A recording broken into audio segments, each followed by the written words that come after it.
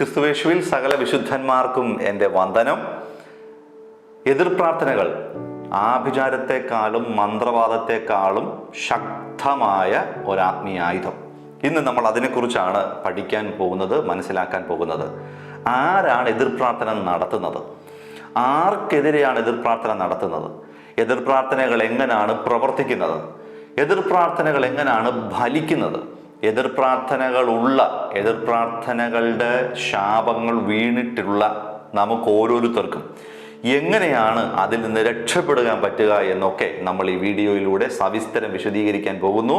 ഒരിക്കൽ കൂടി നിങ്ങളെ സ്നേഹത്തോടെ സ്വാഗതം ചെയ്യുകയാണ്. ഈ ആത്മീയ സത്യങ്ങളിലൂടെ, ഈ ആത്മീയ വെളിപ്പെടുത്തലുകളിലൂടെ ദൈവം നിങ്ങളെ സ്വതന്ത്രരാക്കുകയും ദൈവരാജ്യത്തിൽ നിങ്ങളെ അനുഗ്രഹിക്കപ്പെട്ടവരാക്കി മാറ്റുകയും ചെയ്യട്ടെ. എതിർപ്രാർത്ഥന. ആദ്യം തന്നെ നമുക്കതിനൊരു നിർവചനം കണ്ടെത്താം. എന്താണ് എതിർപ്രാർത്ഥന? ശ്രദ്ധിച്ച് കേൾക്കണം.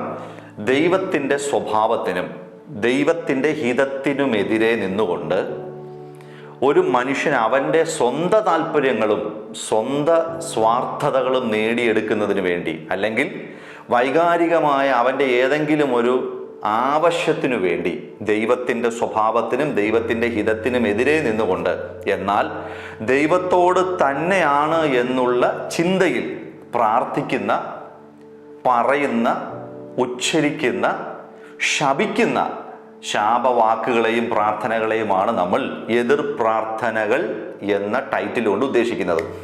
മനസ്സിലായില്ലെങ്കിൽ ഞാൻ ഒന്നുകൂടെ അതിനെ ഒന്ന് വിശദീകരിച്ച് പറയാം. ദൈവത്തിനൊരു ബേസിക് ആയിട്ടുള്ളൊരു സ്വഭാവമുണ്ട്.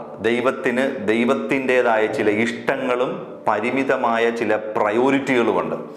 അപ്പോൾ ദൈവത്തിൻ്റെ ഹിതത്തിനും ദൈവത്തിൻ്റെ ഇഷ്ടത്തിലും ഈ പ്രാർത്ഥന ചേരില്ല എന്ന് നന്നായി അറിയാമായിരുന്നിട്ടും ആ ദൈവത്തോട് തന്നെ സ്വന്തം ഇഷ്ടങ്ങളും സ്വന്തം താല്പര്യങ്ങൾക്കും അടിസ്ഥാനം കൊടുത്തുകൊണ്ട് നൽകുന്ന, പ്രാർത്ഥിക്കുന്ന, ഉച്ചരിക്കുന്ന പ്രാർത്ഥനകളെയാണ് നമ്മൾ എതിർ പ്രാർത്ഥനകൾ എന്ന് പറയുന്നത്.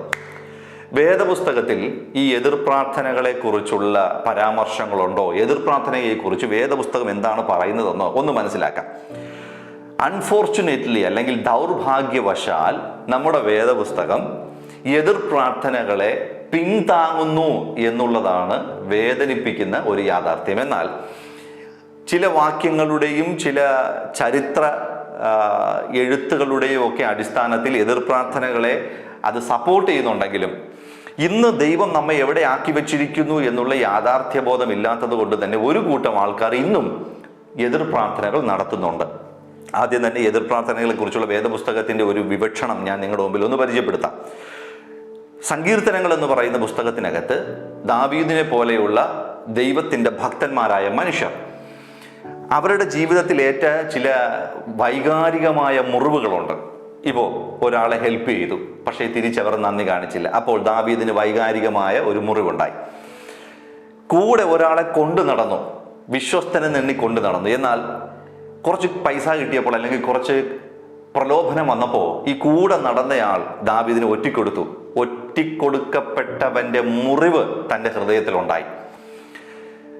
താൻ ഇത്രയധികം പ്രാർത്ഥിക്കുകയും ഇത്രയധികം ദൈവത്തോടു കൂടെ നടക്കുകയും ചെയ്തിട്ടും തനിക്കിഷ്ടമില്ലാത്ത പല കാര്യങ്ങൾ ജീവിതത്തിൽ വ്യക്തികളിലൂടെ സംഭവിക്കുന്നതും, കൂടെ നിൽക്കുന്നവരിലൂടെ സംഭവിക്കുന്നതും, കൊട്ടാരത്തിനകത്തുള്ളവരിലൂടെ സംഭവിക്കുന്നതും, ദേവാലയത്തിൽ സംഭവിക്കുന്നതും ഒക്കെ കണ്ടപ്പോൾ തൻ്റെ ഹൃദയത്തിൽ ഒത്തിരി വേദനകളുണ്ടായി. ഈ വേദനകളിൽ നിന്നുകൊണ്ട് തനിക്കെതിരെ നിന്ന വ്യക്തിക്കെതിരെ, അല്ലെങ്കിൽ തനിക്കെതിരെ സംസാരിക്കുന്ന വ്യക്തി നശിച്ചു പോകുന്നതിന് വേണ്ടി, അവരുടെ കുലം മുടിഞ്ഞു പോകുന്നതിന് വേണ്ടി നീതിമാനായ വിശുദ്ധനായ ദൈവത്തോട് ദാവീദ് പ്രാർത്ഥിക്കുകയാണ്. കർത്താവേ, അവൻ്റെ കുലം മുഴുവൻ നശിച്ചു പോട്ടെ, അവൻ്റെ മേൽ ന്യായവിധി ഇറങ്ങി വരട്ടെ. അപ്പോൾ ഒരു കൂട്ടം സങ്കീർത്തനങ്ങളും പ്രവാചകന്മാരുടെ എഴുത്തുകൾക്കകത്ത് പ്രവാചകന്മാർ പല തവണ ചിലരെ ശപിച്ചിട്ടുള്ള ആ സന്ദർഭങ്ങളുമൊക്കെ എടുത്തു വെച്ചിട്ട് 2025 ജീവിക്കുന്ന, വീണ്ടും ജനിച്ച് ദൈവസഭയുടെ ഭാഗമായി പരിശുദ്ധാത്മാവിനെ സ്വീകരിച്ച് യേശു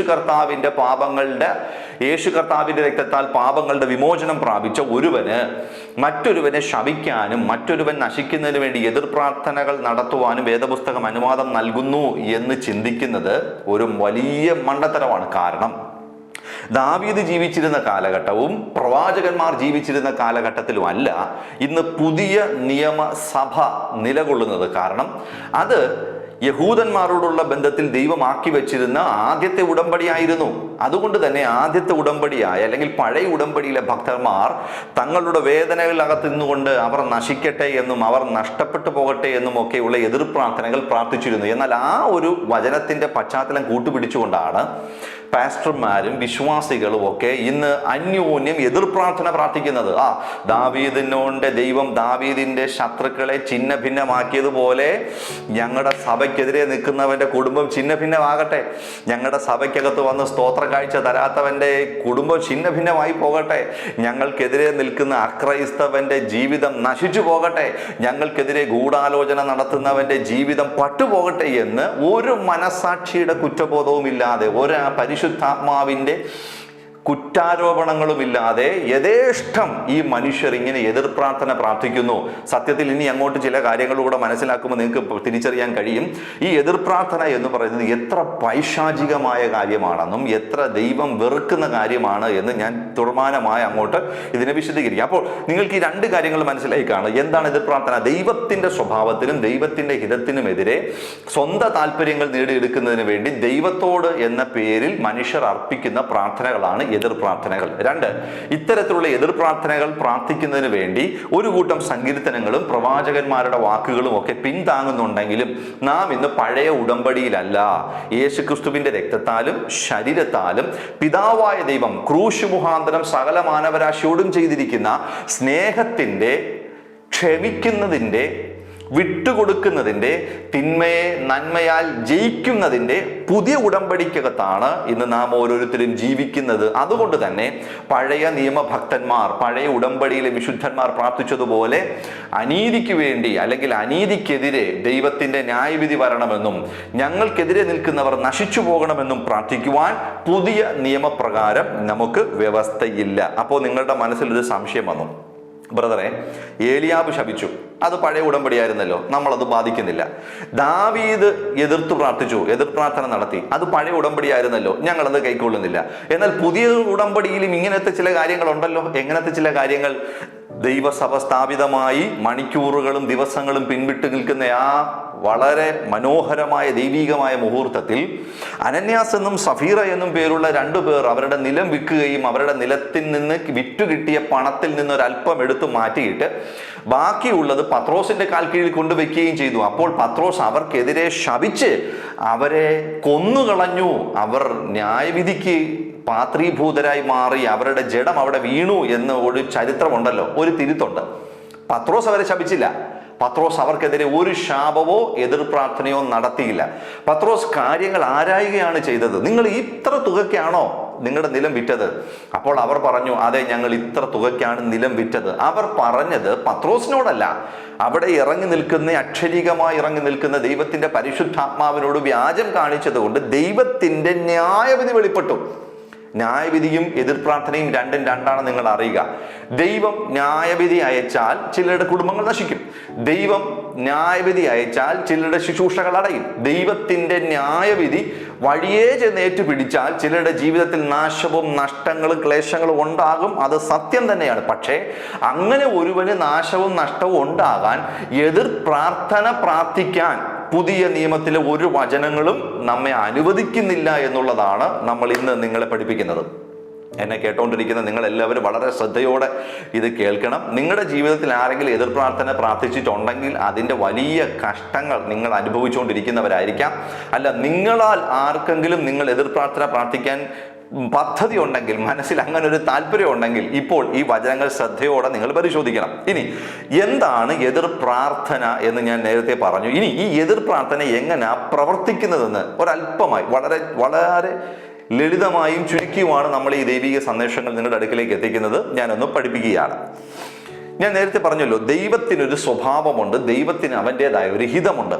ഈ ദൈവഹിതത്തിനും ദൈവത്തിൻ്റെ സ്വഭാവത്തിനുമെതിരെ എന്ത് കാര്യം ദൈവത്തിൻ്റെ അടുക്കിലേക്ക് വന്നാലും ദൈവം അത് കൈക്കൊള്ളില്ല. ശ്രദ്ധിച്ച് കേൾക്കണേ.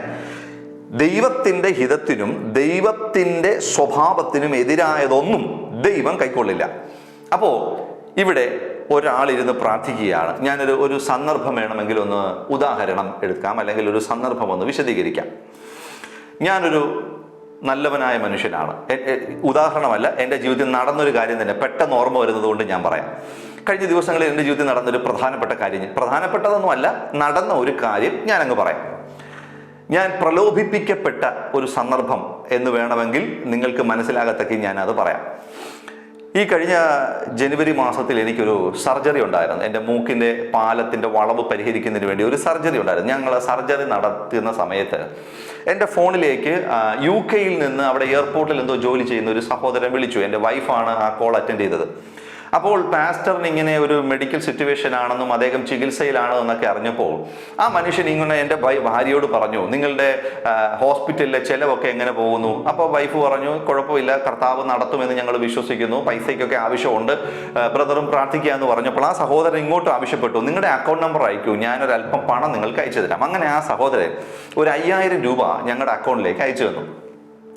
എന്നിട്ട് കഴിഞ്ഞ 2 ദിവസം മുന്നമേ ആ സഹോദരൻ പിന്നെയും എന്നെ വിളിക്കാൻ വേണ്ടി ശ്രമിച്ചു. പക്ഷെ ഞാൻ കുറച്ച് ദിവസങ്ങളായി പ്രാർത്ഥനയിലും വചനധ്യാനത്തിലും ഈ വീഡിയോ ഒക്കെ എടുക്കുന്നതിൻ്റെ തിരക്കിലും ഒക്കെ ആയതുകൊണ്ട് എനിക്ക് അദ്ദേഹത്തിൻ്റെ കോൾ അറ്റൻഡ് ചെയ്യാൻ കഴിഞ്ഞില്ല. അതുകൊണ്ട് ഇദ്ദേഹം നേരെ എൻ്റെ ഭാര്യയ്ക്ക് മെസ്സേജ് ഇട്ടു, ഞാൻ നിങ്ങളെ സഹായിച്ചതല്ലേ, ഞാൻ നിങ്ങൾക്ക് 5000 രൂപ അയച്ചു തന്നതല്ലേ, നിങ്ങൾ എന്തുകൊണ്ടാണ് എൻ്റെ കോൾ എടുക്കാത്തത്, നിങ്ങൾ എന്തുകൊണ്ടാണ് എന്നെ പരിഗണിക്കാത്തത് എന്നൊക്കെയുള്ള അദ്ദേഹത്തിൻ്റെ ചോദ്യങ്ങൾ വന്നു. അപ്പോൾ എൻ്റെ ഭാര്യ പറഞ്ഞു, അതേ സഹോദര, നിങ്ങൾ കർത്താവിൻ്റെ വേലയ്ക്ക് വേണ്ടി കൊടുത്തതും നിങ്ങൾ ദൈവത്തിന് വഴിപാടായി കൊടുത്തതുമല്ലേ, അതെന്തിനാ എപ്പോഴും ഇങ്ങനെ പറയുന്നതെന്ന് ചോദിച്ചു. ഉടനെ അദ്ദേഹം പറഞ്ഞു, അത്ര ബുദ്ധിമുട്ടാണെങ്കിൽ നിങ്ങൾ ഈ ഞാൻ തന്ന പണം എനിക്ക് തിരിച്ചു തരും. അങ്ങനെ അദ്ദേഹത്തിന്റെ അക്കൗണ്ട് ഡീറ്റെയിൽസ് അയച്ചു തന്നു.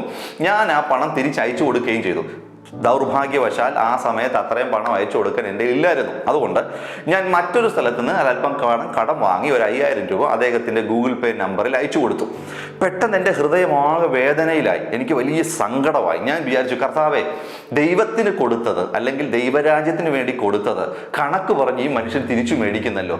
കർത്താവ്, ഇങ്ങനെ ചെയ്യുന്നത് തെറ്റല്ലേ, ദൈവത്തിൻ്റെ നീതിക്കെതിരല്ലേ?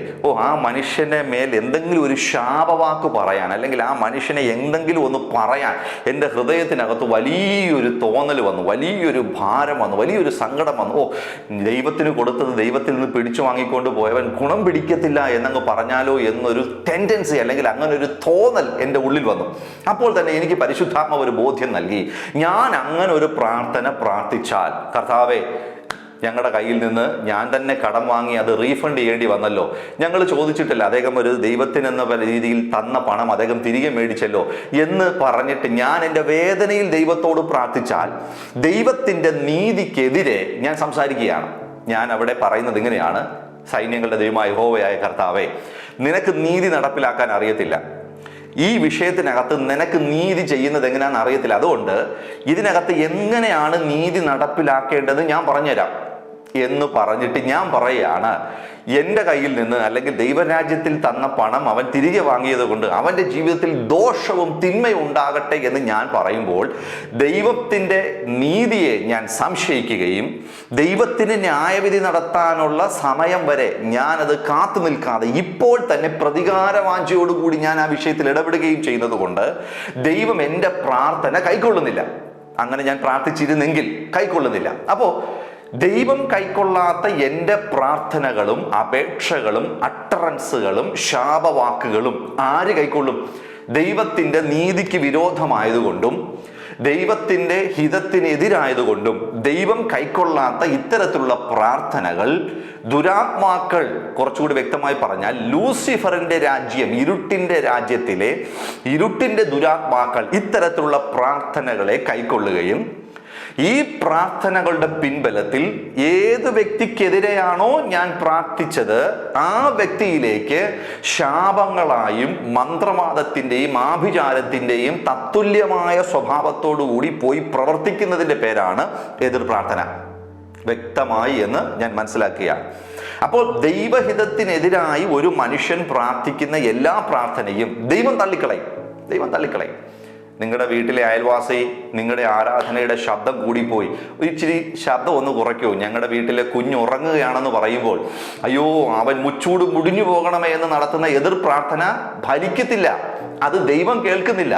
ദൈവം കേൾക്കാത്ത ഈ എതിർ പ്രാർത്ഥനകളെ പിശാച് കേൾക്കുകയും നിങ്ങൾ പിശാചിനോട് പ്രാർത്ഥിച്ചത് കൊണ്ട് നിങ്ങളുടെ പ്രാർത്ഥനകളെ ഇപ്പോൾ പിശാച് നടപ്പിലാക്കാൻ പുറപ്പെട്ടു പോവുകയും ചെയ്യുന്ന വളരെ വിചിത്രമായ ഒരു ആത്മീയമായ ദർശനമാണ് നമ്മളവിടെ മനസ്സിലാക്കുക. ആത്മലോകത്തിൽ സംഭവിക്കുന്ന കാര്യം എന്താണെന്ന് കുറച്ചെങ്കിലും ജ്ഞാനമുള്ളവർ മനസ്സിലാക്കിയാട്ടെ. ഹല്ലേലൂയ. എന്താണ് നിങ്ങളൊരു വാക്ക് പറയുമ്പോൾ, നിങ്ങളൊരു പ്രാർത്ഥന നടത്തുമ്പോൾ സംഭവിക്കുന്നതെന്ന് നിങ്ങൾക്ക് എന്തെങ്കിലും കുറച്ച് ബോധമുണ്ടെങ്കിൽ നിങ്ങൾ ഇതിന്റെ ഗൗരവം നിങ്ങൾക്ക് മനസ്സിലാകും.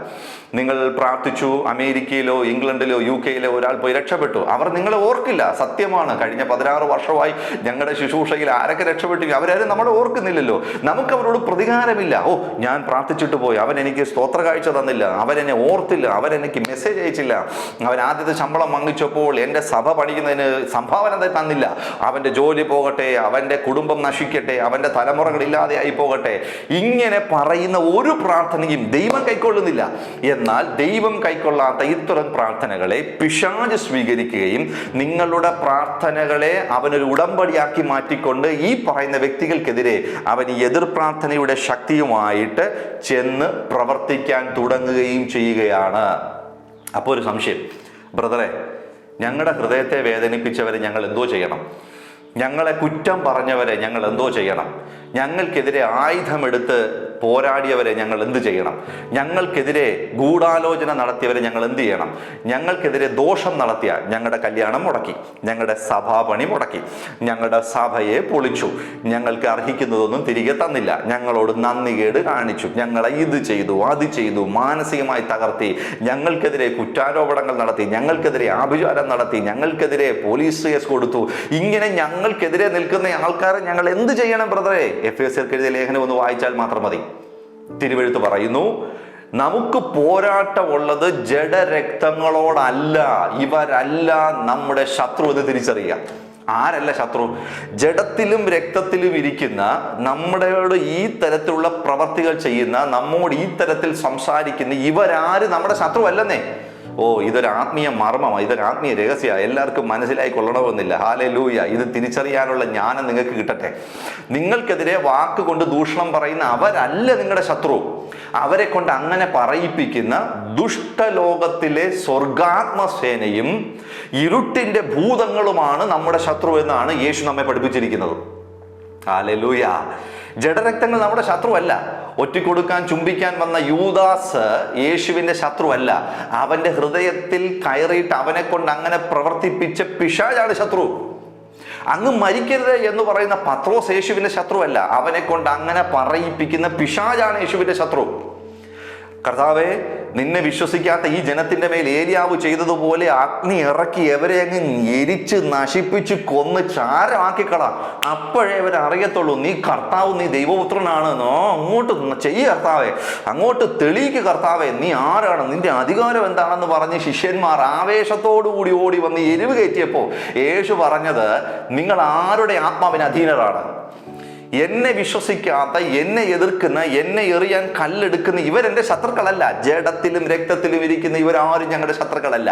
അവരെ കൊണ്ട് കല്ലെടുപ്പിക്കുന്ന, അവരെ കൊണ്ട് അവിശ്വസിപ്പിക്കുന്ന, അവരെ കൊണ്ട് എതിരായി പറയിപ്പിക്കുന്ന നിങ്ങൾ കാണാത്ത ഇരുട്ടിന്റെ ഭൂതങ്ങളാണ് എൻ്റെ ശത്രു. ആ വാഴ്ചകളെയും അധികാരങ്ങളെയും ഞാൻ ആകാശത്ത് നിന്ന് തീയിറക്കിയല്ല നശിപ്പിക്കുന്നത്, അവയുടെ മുഴുവൻ ആയുധത്തെയും ഞാൻ ക്രൂശിൽ വെപ്പിക്കാൻ പോവുകയാണ്. അതുകൊണ്ട് നിങ്ങൾ ഏത് ആത്മാവിന് അധീനരാണ്? പരിശുദ്ധാത്മാവിനാണ് നിങ്ങൾ അധീനരെങ്കിൽ നിങ്ങൾ വ്യക്തികളുടെ പുറകിലിരുന്ന് പ്രവർത്തിക്കുന്ന ദുരാത്മാവിനെ കാണും. അല്ല, പരിശുദ്ധാത്മാവ് നിങ്ങളിൽ ഇല്ല എങ്കിൽ നിങ്ങൾക്കെതിരെ നിൽക്കുന്ന വ്യക്തികളോട് ജഡത്തിൽ പോരാടാൻ തുടങ്ങും. അതുകൊണ്ടാണ് പൗലോസ് അപ്പോസ്തലൻ മറ്റൊരു വേദഭാഗത്തിൽ പറഞ്ഞിരിക്കുന്നത്, ഞങ്ങളുടെ പോരിന്റെ ആയുധങ്ങൾ ജഡികങ്ങളല്ല. അടിക്കുന്നവനെ തിരിച്ചടിക്കാൻ അറിയാഞ്ഞിട്ടല്ല, അടിക്കുന്നവൻ അടിക്കുന്നത് അവന്റെ സ്വയം ഇഷ്ടത്തിലല്ല. അത് ഞങ്ങൾക്ക് നന്നായി അറിയാം. കുറ്റം പറയുകയും അമേരിക്കയിലും ഇംഗ്ലണ്ടിലും ഗൾഫിലും ഒക്കെ അനീഷിനെ വിളിക്കരുത്, അവൻ കള്ളനാന്ന് പറഞ്ഞ് പ്രചരിപ്പിക്കുകയും ചെയ്യുന്നവരോട് ഞങ്ങൾ പോയി ചോദിക്കാത്തത്, ഞങ്ങൾക്കറിയാം ഇവരെ കൊണ്ട് ഇത് പറയിപ്പിക്കുന്നത് ഇവരെ സ്വയമായിട്ടല്ല, ഇവരിലൂടെ ഇത് പറയിപ്പിക്കുന്നത് പിശാച. അതുകൊണ്ട് നമ്മൾ അവരോട് ക്ഷമിക്കുകയും അങ്ങനെ നമുക്കെതിരെ ദുർഭാഷണങ്ങളും ദുർവിധികളും ഉണ്ടാക്കി നമ്മെ മാനസികമായി വേദനിപ്പിക്കപ്പെടുന്ന ഇരുട്ടിന്റെ ശക്തികളോട് നിങ്ങൾക്ക് എതിർപ്പുണ്ട്, സന്ധിയില്ലാത്ത സമരമുണ്ട്. അതുകൊണ്ട് നമ്മുടെ ശത്രു മനുഷ്യരല്ല എന്നറിയുക. മനുഷ്യരെ നിങ്ങൾ ശത്രുക്കളായി കണ്ടാൽ നിങ്ങളും എതിർ പ്രാർത്ഥന പ്രാർത്ഥിക്കും. എന്നാൽ പിശാചാണ് നിങ്ങളുടെ ശത്രു എന്നറിയുമ്പോൾ നിങ്ങൾക്കെതിരെ നിൽക്കുന്ന വ്യക്തികളെ അല്ല, അവരുടെ പുറകിൽ വ്യാപരിക്കുന്ന ഇരുട്ടിനെ കണ്ടിട്ട് അതിനെതിരെ നിങ്ങൾ ശബ്ദമുയർത്തുവാനും നിങ്ങളുടെ അധികാരത്തെ ഉപയോഗിക്കാനും ചെയ്യും. അപ്പോൾ ഒരു വ്യക്തി എൻ്റെ ഹൃദയത്തെ തകർത്തു, എനിക്ക് ആ വ്യക്തിയോട് വിദ്വേഷമില്ല. കാരണം അതിനുവേണ്ടി പിശാച് അവരെ ഉപയോഗിച്ചതാണ്. എനിക്ക് പിശാചിനോടാണ് പോരാട്ടമുള്ളത്, എനിക്ക് ദുഷ്ട ലോകത്തിലെ ആത്മസ്വേനയോടാണ് പോരാട്ടമുള്ളത്. ഞാൻ അവരോടാണ് പോരടിക്കാൻ നിൽക്കുന്നത്. അതുകൊണ്ട് ഞാൻ എതിർ പ്രാർത്ഥന പ്രാർത്ഥിച്ച് അവനെ നശിപ്പിക്കുകയല്ല, അവനിലൂടെ പ്രവർത്തിക്കുന്ന ദുഷ്ടാത്മസേനയോട് എതിർക്കുകയാണ്. ഹല്ലേലൂയ. ഇത്രയും കാര്യങ്ങൾ വ്യക്തമായി മനസ്സിലായി എന്ന് ഞാൻ നിരൂപിക്കുകയാണ്. ഇനി ഒന്ന് രണ്ട് പ്രധാനപ്പെട്ട കാര്യങ്ങൾ പറഞ്ഞിട്ട് എതിർ പ്രാർത്ഥന എങ്ങനെയാണ് ഒരുവനെ മലിനമാക്കുന്നതെന്നും എതിർ പ്രാർത്ഥന നിങ്ങളുടെ മേൽ ഉണ്ടോ എന്ന് എങ്ങനെ തിരിച്ചറിയാമെന്നുള്ള ഒന്ന് രണ്ട് അടയാളങ്ങൾ പറഞ്ഞു തന്നിട്ട് നമ്മൾ ഒരുമിച്ച് പ്രാർത്ഥിക്കാൻ വേണ്ടി പോവുകയാണ്. അപ്പോൾ ദൈവത്തിൻ്റെ സ്വഭാവത്തിനും ദൈവത്തിനെയും ഹിതത്തിനും വിരുദ്ധമായി ഒരുവൻ പക നടക്കണമെന്നും പ്രതികാരം നടക്കണമെന്നും സ്വന്തം താല്പര്യങ്ങൾ നടക്കണമെന്നുള്ള ഇച്ഛയോടുകൂടി അർപ്പിക്കുന്ന പ്രാർത്ഥിക്കുന്ന എല്ലാ പ്രാർത്ഥനകളും എതിർ പ്രാർത്ഥനകളാണ്. അത് ദൈവം തള്ളിക്കളയുകയും അതുകൊണ്ട് തന്നെ പിശാച് അത്തരത്തിലുള്ള പ്രാർത്ഥനകളെ ഏറ്റെടുത്തുകൊണ്ട് ഒരു വ്യക്തി ഒരു മുറിക്കകത്തിരുന്ന് ആഭിചാരം ചെയ്താൽ, മന്ത്രവാദം ചെയ്താൽ എന്തൊക്കെ സംഭവിക്കുമോ തത്തുല്യമായ അതേ അളവിൽ എതിർ പ്രാർത്ഥനകളും വെളിപ്പെട്ടു തുടങ്ങും. ഞാൻ 2020 നടന്ന ഒരു ഇൻസിഡന്റ് നിങ്ങളുടെ നടുവിലേക്ക് പറഞ്ഞുകൊണ്ട് കുറച്ച് കാര്യങ്ങൾ അതിൽ നിന്ന് വ്യക്തമാക്കി തന്നിട്ട് ഞാൻ നിങ്ങൾക്ക് വേണ്ടി പ്രാർത്ഥിക്കാൻ ആഗ്രഹിക്കുകയാണ്. 2020 ഞങ്ങൾക്ക് പരിചയമുള്ള ഒരു ദൈവദാസനുണ്ടായിരുന്നു. അദ്ദേഹം വളരെ ശക്തനായ ഒരു ദൈവിക ശുശ്രൂഷകനാണ്. ദൈവം അദ്ദേഹത്തിന് കൊടുത്തിരിക്കുന്ന അധികാരത്തിൽ നിന്നുകൊണ്ട് താൻ ശുശ്രൂഷ ചെയ്തുകൊണ്ടിരിക്കുകയാണ്. വളരെ ശ്രദ്ധിക്കുക, ശുശ്രൂഷയിൽ നിൽക്കുന്ന അല്ലെങ്കിൽ വീണ്ടും ജനിച്ച ദൈവമക്കൾ വളരെ ശ്രദ്ധിച്ച് ഞാൻ ഈ പറയുന്ന കാര്യം കേൾക്കുക. അദ്ദേഹത്തിൻ്റെ ശുശ്രൂഷകളിൽ ചില രോഗികൾ സൗഖ്യമാകുകയും ചില വിടുതലുകൾ നടക്കുകയും താൻ പ്രാർത്ഥിക്കുന്ന കാര്യങ്ങളൊക്കെ നടക്കുകയൊക്കെ ചെയ്യുന്നു. അങ്ങനെ ഇരുന്നപ്പോൾ തൻ്റെ ചുറ്റും നിൽക്കുന്ന ഒരു കൂട്ടം ദൈവദാസന്മാർക്ക് ഇദ്ദേഹത്തോടങ്ങ് ഭയങ്കര അസൂയ.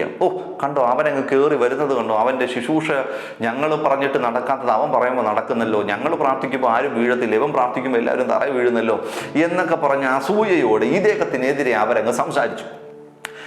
അനേകർ ആരെങ്കിലും വിളിച്ചിട്ട് ഇന്ന ദേവദാസൻ എങ്ങനെ ഉണ്ടെന്ന് ചോദിക്കും. ഇവരൊക്കെ നേരെ പറയുന്നു, അയ്യോ അവൻ കള്ളനാണെന്നേ, അവൻ പൈസ തട്ടിപ്പുകാരനാ, അവൻ സ്ത്രീ വിഷയത്തിൽ ബലഹീനനാണ്, അവൻ ഇന്നവനാ, അവൻ കൊള്ളാത്തവനാ, അവൻ മോശക്കാരനാ, അവന് പ്രാർത്ഥനയില്ല, അവന് വെളിപ്പാടില്ല, അവൻ്റെ മേൽ വ്യാപരിക്കുന്നത് ഇരുട്ടാണ്, ദുർഭൂതമാണെന്നൊക്കെ പറഞ്ഞ് ഈ ദൈവ മനുഷ്യൻ്റെ പല വഴികളും അങ്ങ് അടച്ചു കളഞ്ഞു, പല നന്മകളും അടച്ചു കളഞ്ഞു. അങ്ങനെ ഏറെ നാളുകൾ കഴിഞ്ഞപ്പോൾ ഈ കോവിഡൊക്കെ കഴിഞ്ഞു വരുന്ന സമയമാണ്. പെട്ടെന്ന് ഇദ്ദേഹത്തിന് പലയിടങ്ങളിൽ നിന്ന് അറിവ് കിട്ടി, ഇങ്ങനെ ചിലരൊക്കെ ഇദ്ദേഹത്തിൻ്റെ ജീവിതത്തെ നശിപ്പിക്കുകയും തകർക്കുകയും ചെയ്യുന്നതിന് ശ്രമിക്കുന്നുവെന്ന്. ഈ മനുഷ്യൻ എന്ത് ചെയ്യുന്നറിയാമോ, കയറി ഒരു 3 ദിവസം ഉപവസിച്ചിട്ട് ഈ പറയപ്പെടുന്ന ഒരു 7-8 വ്യക്തികളുടെ പേര് പേപ്പറിൽ എഴുതി വെച്ചിട്ട് അദ്ദേഹം ഉപവസിച്ച് പ്രാർത്ഥിച്ചു, കർത്താവേ എൻ്റെ ശുശ്രൂഷയിൽ ഉയരാൻ സമ്മതിക്കാതെ എൻ്റെ വഴി അടയ്ക്കുന്ന, എൻ്റെ ജീവിതത്തെ നശിപ്പിക്കുന്ന ഇന്ന വ്യക്തികളുണ്ട്, ഇവരോടൊക്കെ ദൈവം തൻ്റെ നീതി നടപ്പിലാക്കണമേ, ദൈവത്തിൻ്റെ ക്രോധം ഇറങ്ങി വരണമേ എന്ന് പറഞ്ഞ് പ്രതികാരത്തിന് വേണ്ടി പുള്ളി ഒരു 3 ദിവസം ഉപവസിച്ച് പ്രാർത്ഥിച്ചു. ഞെട്ടിപ്പോകും അതിൻ്റെ റിസൾട്ട്. അന്ന് അദ്ദേഹത്തിനെതിരെ പറഞ്ഞ 2-3 പേർ ഇന്ന് ഭൂമിയിലില്ല. കോവിഡിൻ്റെ കാലഘട്ടം കഴിഞ്ഞ് ഏതാണ്ട് 1 വർഷത്തിനകത്ത് അവരൊക്കെ മരിച്ചു. ചിലർക്ക് ആക്സിഡൻറ്റുകളായി, ചിലർക്ക് ശുശ്രൂഷയും സാമ്പത്തിക തകർച്ചയുമായിട്ട് ചിലർക്ക് കിടരോഗികളായി. അപ്പോൾ ഇദ്ദേഹം എൻ്റെ അടുക്കൽ ഒരു ദിവസം ഫോൺ ചെയ്യുന്ന സമയത്ത് ഇങ്ങനെ പറഞ്ഞു, ബ്രദറെ, ദൈവം എൻ്റെ അടുത്ത് നിന്ന് തെളിയിച്ചു. ഞാൻ ചോദിച്ചു, എന്ത് തെളിയിച്ചു? ഞാൻ 3 ദിവസം ഇന്ന പേരെഴുതി വെച്ച് പ്രാർത്ഥിച്ചു, അവരെ എല്ലാം ദൈവം തൊട്ടു. അപ്പോൾ എനിക്ക് പ്രത്യേകിച്ച് ഒന്നും തോന്നിയില്ല, എനിക്ക് ഈ കാര്യങ്ങളൊന്നും അദ്ദേഹത്തോട് പറയാൻ തോന്നിയില്ല. എന്നിട്ട് 1-2 വർഷങ്ങൾ കഴിഞ്ഞപ്പോൾ, എന്നിട്ട് 2023 സമയമായപ്പോൾ ഇദ്ദേഹം പിന്നെ എന്നെ വിളിച്ചു. ഇദ്ദേഹം വിളിച്ചിട്ട് എൻ്റെ അടുത്ത് ഒരു പ്രാർത്ഥനാ സഹായം ചോദിക്കുകയാണ്. ഞാൻ ചോദിച്ചു, എന്ത് പറ്റി പാസ്റ്റർ, പറഞ്ഞോളൂ. എൻ്റെ പൊന്നു ബ്രദറെ, എനിക്ക് വേണ്ടി പ്രാർത്ഥിക്കണം. എന്തു പറ്റി? എനിക്കിപ്പോൾ ഒരു ശുശ്രൂഷയുമില്ല, പ്രാർത്ഥിക്കാൻ പോയി കഴിഞ്ഞാൽ പ്രാർത്ഥിക്കുന്നൊന്നും നടക്കുന്നില്ല, പ്രവചിക്കുന്നതൊന്നും കറക്റ്റ് ആകുന്നില്ല, പ്രവചനങ്ങളൊക്കെ തെറ്റിപ്പോവുകയാണ്, ഞാൻ പറയുന്ന ദൂതൊന്നും പ്രോപ്പർ ആവുന്നില്ല, എനിക്കും വ്യക്തിപരമായി പ്രാർത്ഥിക്കാൻ പറ്റുന്നില്ല, എന്താ കാര്യമെന്ന് എനിക്കറിയത്തില്ല ബ്രദറെ, ഒന്ന് പ്രാർത്ഥിക്കണം. ശരി, ഞാൻ പറഞ്ഞു, ഓക്കെ പാസ്റ്റർ, നമുക്ക് പ്രാർത്ഥിക്കാം. ഞാൻ അദ്ദേഹത്തിന് വേണ്ടി ഫോണിലൂടെ ഇങ്ങനെ പ്രാർത്ഥിച്ചുകൊണ്ടിരിക്കുമ്പോൾ ദൈവത്തിൻ്റെ ആത്മാവ് എനിക്ക് കാണിച്ചു തരുന്ന കാഴ്ച അത് വളരെ ഭീകരമായിരുന്നു. ശ്രദ്ധയോടെ കേൾക്കണം. ഞാൻ ഇങ്ങനെ കാണുന്ന കാഴ്ച ഇങ്ങനെയാണ്. ഈ മനുഷ്യൻ പ്രതികാരത്തിന് വേണ്ടി പ്രാർത്ഥിക്കാനിരുന്നപ്പോൾ ഇദ്ദേഹത്തിന് ദൈവം കൊടുത്തിരുന്ന അധികാരത്തെ അല്ലെങ്കിൽ ഒരു രോഗിയെ സൗഖ്യമാക്കുവാനും വിടുതൽ നൽകുവാനും അദ്ദേഹത്തിൻ്റെ നാവിൻ്റെ മേൽ ദൈവം കൊടുത്ത അധികാരത്തെ മറ്റൊരു ശുശ്രൂഷകൻ നശിച്ചു പോകണമെന്നുള്ള ആഗ്രഹത്തോടുകൂടി അദ്ദേഹം ഇയാൾക്ക് ധാരാളം പ്രശ്നങ്ങൾ ഉണ്ടാക്കിയത് കൊണ്ട് തന്നെയാണ്. എന്നിരുന്നാൽ പോലും അങ്ങനെ ഒരു പ്രതികാര വാഞ്ചയോടുകൂടി ഇദ്ദേഹം പ്രാർത്ഥിച്ചതിൻ്റെ ഫലമായി ഇദ്ദേഹത്തിൻ്റെ അധികാരം മലിനമാക്കപ്പെട്ടു. ഇദ്ദേഹത്തിന് ദൈവം കൊടുത്തിരുന്ന അതോറിറ്റി മലിനമാക്കപ്പെട്ടു. അതുകൊണ്ട് പിന്നീട് ഇദ്ദേഹത്തിൻ്റെ ശുശ്രൂഷയിൽ ഇദ്ദേഹത്തിൻ്റെ അധികാരങ്ങളൊന്നും പ്രവർത്തിക്കാതെയായി. താൻ ഭൂതങ്ങളോട് പറഞ്ഞാൽ ഭൂതങ്ങൾ പോകുന്നില്ല, താൻ രോഗത്തോട് കൽപ്പിക്കുമ്പോൾ രോഗം മാറുന്നില്ല, താൻ പ്രാർത്ഥിച്ച് വിടുതൽ കൽപ്പിക്കുമ്പോൾ വിടുതൽ നടക്കുന്നില്ല, താൻ പ്രവചിക്കുന്നതൊന്നും കറക്റ്റായി മാറുന്നില്ല. കാരണം തൻ്റെ അധികാരം മലിനമാക്കപ്പെട്ടു. ഓ ഖമോൺ ഖമോൺ ഖമോൺ ഖമോൺ, ദൈവസഭ ഇത് തിരിച്ചറിയുക. നിങ്ങൾ ഒരു ദൈവപുരുഷനെതിരെയോ ഒരു ദൈവ മക്കൾക്കെതിരെയോ ആർക്കെങ്കിലും എതിരെയോ ശാപം പറയുമ്പോൾ ഓർക്കുക, നിന്റെ ശുശ്രൂഷ അവിടെ കൊണ്ട് അവസാനിക്കുകയാണ്. കേരളത്തിൽ കത്തിജ്വലിച്ചിരുന്ന പലരും ഇന്ന് ചാരമായി മാറിപ്പോകാനുള്ള പ്രധാന കാരണം അവരവരുടെ സഭയിൽ വന്ന പലരെയും ശപിച്ചു. 3 മാസം സഭയിൽ വന്ന് എല്ലാം ശരിയായപ്പോൾ അവർ മറ്റൊരു സഭയിലേക്ക് പോയപ്പോൾ പാസ്റ്റർ അറഞ്ചം പുറഞ്ചം ഇരുന്ന് ശപിച്ചു. തൊലഞ്ഞു പോകട്ടെ എന്ന് പറഞ്ഞു, നന്മ തൊടില്ല എന്ന് പറഞ്ഞു, തിന്മ നിന്റെ വീട്ടിൽ നിന്ന് മാറത്തില്ല എന്ന് പറഞ്ഞു. അവർ അത് പറഞ്ഞത് മുഖാന്തരമായി അവരുടെ ശുശ്രൂഷയിൽ ദൈവം കൊടുത്തിരുന്ന അധികാരം മങ്ങാൻ തുടങ്ങി, അത് മലിനമാക്കപ്പെടാൻ തുടങ്ങി. ഇപ്പോൾ അവരുടെ പേര് മാത്രമേ ഉള്ളൂ, പവർ ഇല്ല. ഭക്തിയുടെ വേഷം മാത്രമേ ഉള്ളൂ, ഭക്തിയുടെ ശക്തി ഇല്ലാതെയായി. വളരെ ശ്രദ്ധിച്ച് കേൾക്കുക അഭിഷിക്തന്മാരെ, പരിശുദ്ധാത്മാവിന്റെ ശുശ്രൂഷകൾ കൈകാര്യം ചെയ്യുന്നവരെ, ഇത് ശ്രദ്ധയോടെ കേൾക്കുക. നിങ്ങൾ ഒരുവനെ ശപിക്കുകയോ എതിർ പ്രാർത്ഥന പ്രാർത്ഥിക്കുകയോ ചെയ്യുമ്പോൾ അത് അവനെ നശിപ്പിക്കുക മാത്രമല്ല, നിങ്ങളുടെ അധികാരത്തെ കൂടി അത് മലിനമാക്കുകയും ദൈവം നിങ്ങളെ അവിശ്വസ്തനെന്ന് എണ്ണുകയും, അതുമാത്രമല്ല പിശാചിന് നിങ്ങളുടെ ജീവിതത്തിലേക്ക് വന്ന് പ്രവർത്തിക്കുവാൻ ഒരു തുറന്ന വാതിൽ കൊടുക്കുകയും ചെയ്യുകയാണ്. അതുകൊണ്ട് എതിർ പ്രാർത്ഥനകൾ പ്രാർത്ഥിക്കാൻ പാടില്ല പാടില്ല പാടില്ല. ദൈവദാസന്മാർ ആരെയും ശപിക്കാൻ പാടില്ല പാടില്ല പാടില്ല. നിങ്ങൾ അനുഗ്രഹിക്കുന്ന ദൈവത്തിന്റെ ദാസന്മാരല്ലേ, നിങ്ങൾ അനുഗ്രഹിക്കാൻ വിളിക്കപ്പെട്ടവരല്ലേ, നിങ്ങൾ അവരെ അനുഗ്രഹിച്ചാട്ടെ. കണക്ക് പറഞ്ഞ് പൈസ തിരിച്ചു മേടിച്ചതിന് ഞങ്ങൾ അവരെ അനുഗ്രഹിക്കുന്നു, കുറ്റം പറഞ്ഞതിന് ഞങ്ങൾ അവരെ അനുഗ്രഹിക്കുന്നു, ഞങ്ങൾക്കെതിരെ നിന്നതിന് അനുഗ്രഹിക്കുന്നു, ഞങ്ങളുടെ വേദി മുടക്കിയവരെ അനുഗ്രഹിക്കുന്നു, ഞങ്ങൾക്കെതിരെ പോസ്റ്റ് ഇറക്കിയവനെ അനുഗ്രഹിക്കുന്നു, ഞങ്ങൾക്കെതിരെ കമന്റ് ഇട്ടവനെ അനുഗ്രഹിക്കുന്നു, ഞങ്ങൾക്കെതിരെ ട്രോൾ ഉണ്ടാക്കിയവരെ അനുഗ്രഹിക്കുന്നു, ഞങ്ങൾക്കെതിരെ അപവാദങ്ങൾ പറഞ്ഞവരെ അനുഗ്രഹിക്കുകയാണ്. കാരണം ഇതൊന്നും ചെയ്യിക്കുന്നത് അവർ സ്വയമേ അല്ല, അവർ ദുഷ്ടന്റെ അധീനതയിൽ നിന്നുകൊണ്ട് ദുഷ്ടൻ അവരിലൂടെ പ്രവർത്തിക്കുന്നു. എന്നാൽ ഇതൊക്കെ പ്രവർത്തിക്കുന്ന പിശാചിനോട് ഞങ്ങൾക്ക് പറയാനുള്ളത്, ഞങ്ങൾ ഒരിക്കലും കയ്പിലാകില്ല, ഞങ്ങൾ ഒരിക്കലും അവരെ ശപിക്കില്ല, ഞങ്ങൾ ഒരിക്കലും അവരെ പ്രാഗില്ല. ഞങ്ങൾ അത്യുന്നതന്റെ ദൈവത്തിന്റെ ദാസന്മാരെന്ന് പറയുന്ന യോഗ്യതയിൽ നിന്നുകൊണ്ട് പിശാചിനോടും അവന്റെ തന്ത്രങ്ങളോടും എതിരിടും.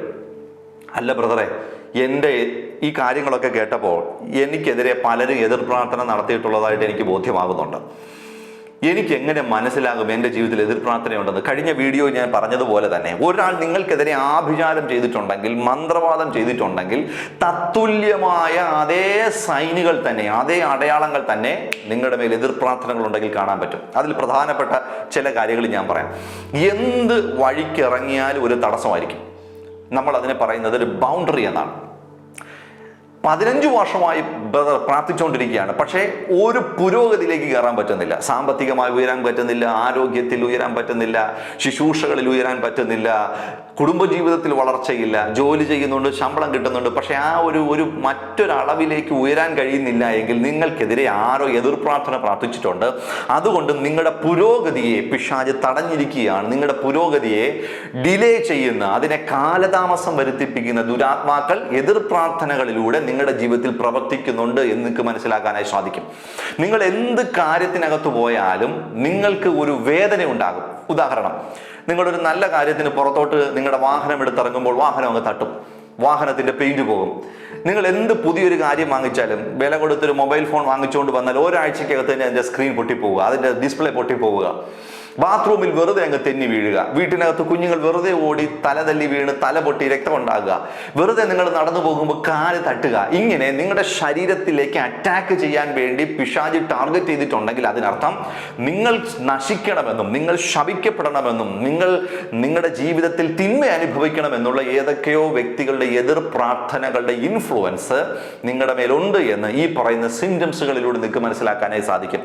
ഞാൻ മന്ത്രവാദത്തിന്റെ കാര്യം പറഞ്ഞതുപോലെ തന്നെ ഇത്തരത്തിൽ ദുരാത്മാക്കൾ നിങ്ങളുടെ വീടിനകത്തുണ്ടെങ്കിൽ നിങ്ങളുടെ വീട്ടിൽ അസഹനീയമായ ദുർഗന്ധങ്ങൾ ഉണ്ടായെന്നിരിക്കാം, ശബ്ദകോലാഹലങ്ങൾ കേട്ടെന്നിരിക്കാം, അസഹനീയമായ ശാരീരിക അസ്വസ്ഥതകൾ ഉണ്ടായെന്നിരിക്കാം, ചിലർക്ക് എപ്പോഴും വയറ്റിനങ്ങ് പ്രശ്നമായി, എപ്പോഴും ലൂസ് മോഷനാണ്, എന്നും കഴിക്കാൻ പറ്റത്തില്ല. അൾസറാണോ എന്ന് ചോദിച്ചാൽ അറിയത്തില്ല, എൻഡോസ്കോപ്പ് ചെയ്തു, മരുന്ന് കഴിച്ചു, ഒരു മാറ്റവും ഇല്ല, എപ്പോഴും ഗ്യാസ് ട്രബിൾ, എപ്പോഴും പ്രശ്നമാണ്. മറ്റു ചിലർക്കാണെങ്കിൽ മരുന്ന് കഴിച്ചാൽ ഡയബറ്റിക് കൺട്രോൾ ആകത്തില്ല, പ്രഷർ കൺട്രോൾ ആകത്തില്ല, ശരീരത്തിൽ നിരന്തരം ക്ലേശങ്ങളും വേദനകളും. ഇതൊക്കെ നിങ്ങൾക്കെതിരെ എതിർപ്രാർത്ഥനകൾ ഉള്ളതിൻ്റെ, എതിർപ്രാർത്ഥനകളിലൂടെ കയറി വന്നിരിക്കുന്ന ശാപങ്ങളുടെ ലക്ഷണമാണ്.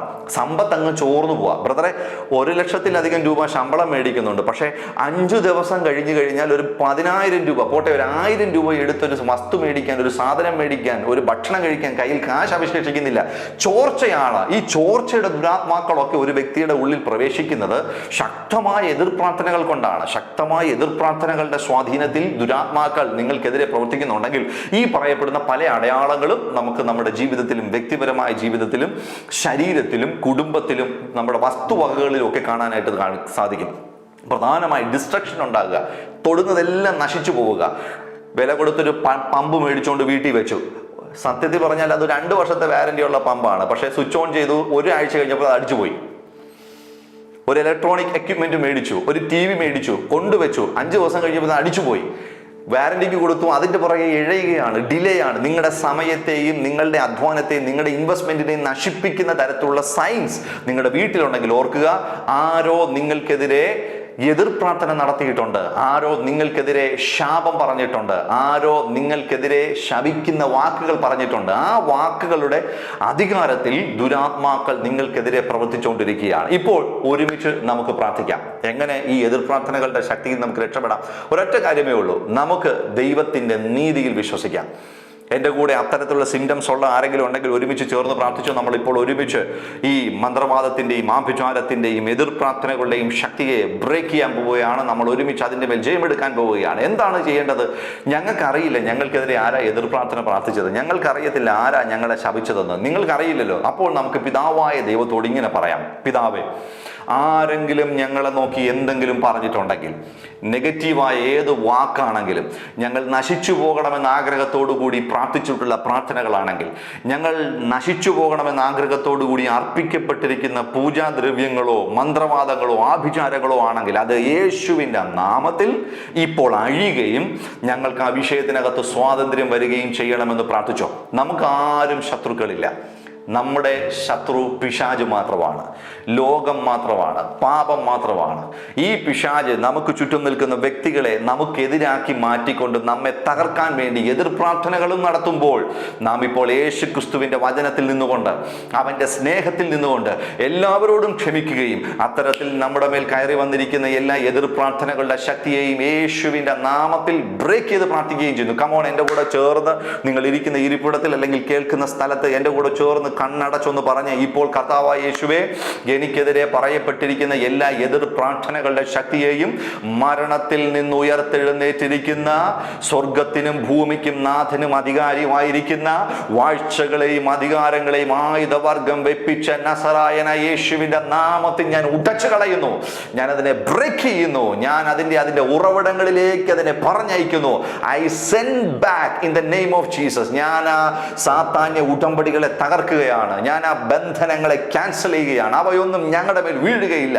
ഞങ്ങളോടുള്ള അസൂയ കൊണ്ട്, ഞങ്ങളോടുള്ള ഇഷ്ടക്കുറവ് കൊണ്ട്, ഞങ്ങൾക്കെതിരെ പറയപ്പെട്ടിരിക്കുന്ന സാത്താന്യമായ എതിർപ്രാർത്ഥനകളുടെ ശക്തികളെ, മന്ത്രവാദത്തിൻ്റെ ശക്തികളെ, ആഭിചാരത്തിൻ്റെ ദുരാത്മാക്കളെ ഞാൻ യേശുവിൻ്റെ നാമത്തിൽ അറസ്റ്റ് ചെയ്യുകയും അതിനെ ഇപ്പോൾ ക്യാൻസൽ ചെയ്യുകയും ആ ക്ലെയിമുകളെ നിങ്ങളുടെ മേൽ നിന്ന്, നിങ്ങളുടെ വസ്തുവകകളുടെ മേൽ നിന്ന്, നിങ്ങളുടെ സമ്പത്തിൻ്റെ മേൽ നിന്ന്, നിങ്ങളുടെ ശരീരത്തിൻ്റെ മേൽ നിന്ന്, നിങ്ങളുടെ വിദ്യാഭ്യാസത്തിൻ്റെ മേൽ നിന്ന്, നിങ്ങളുടെ ജീവിതത്തിലെ ഓരോ മേഖലകളിൽ നിന്നും ഞാൻ ക്യാൻസൽ ചെയ്യുകയും അവയുടെ ക്ലെയിമുകളെ ഇപ്പോൾ ഡീആക്ടിവേറ്റ് ചെയ്യുകയും അവയുടെ ക്ലെയിമുകളെല്ലാം വലിച്ചു കീറിയിട്ട് അവയോട് അവരുടെ ഉറവിടങ്ങളിലേക്ക് മടങ്ങാൻ കൽപ്പിക്കുകയും ചെയ്യുന്നു. Believe this. എൻ്റെ കൂടെ ചോർന്ന് വിശ്വസിച്ചാണ്ട് ഇപ്പോൾ നിങ്ങൾ വിടുവിക്കപ്പെടുകയാണ്. ഇപ്പോൾ നിങ്ങളുടെ ഉദരത്തിനകത്ത് നിന്ന് കൈവിഷങ്ങൾ അഴിഞ്ഞു മാറുക. ഇപ്പോൾ നിങ്ങളുടെ തലയ്ക്കകത്ത് നിന്ന് കെട്ട് അഴിഞ്ഞു മാറുകയാണ്. ഇപ്പോൾ നിങ്ങളുടെ ശരീരങ്ങളെ ബന്ധിച്ചിരിക്കുന്ന ബന്ധനങ്ങൾ വിട്ടുമാറുകയാണ്. എതിർപ്രാർത്ഥനകൾ വാളുപോലെ, മുള്ളുപോലെ തലയ്ക്ക് മുകളിൽ തൂങ്ങി നിൽക്കുന്നത് കർത്താവ് എന്നെ കാണിക്കുന്നത് യേശുവിൻ്റെ നാമത്തിൽ ഇപ്പോൾ ക്യാൻസൽ ആകുകയാണ്. യേശുവിൻ്റെ നാമത്തിൽ ആ ഫ്രീഡത്തെ സ്വീകരിക്കുക, ആ സ്വാതന്ത്ര്യത്തെ സ്വീകരിക്കുക. കർത്താവ് നിങ്ങളെ അന്ത്യകാലത്ത് വിളിച്ചിരിക്കുന്നത് സകല നുഖങ്ങളിൽ നിന്നും സ്വതന്ത്രരായി കർത്താവിൻ്റെ വരവിന് വേണ്ടി ഒരുങ്ങാനാണ്. ദൈവം നിങ്ങളെ ധാരാളമായി അനുഗ്രഹിക്കുകയും അവൻ്റെ വാസ്തവമായ സ്വാതന്ത്ര്യത്തിൽ ജീവിപ്പിക്കുകയും ചെയ്യട്ടെ. I bless you in Jesus' mighty name. Amen.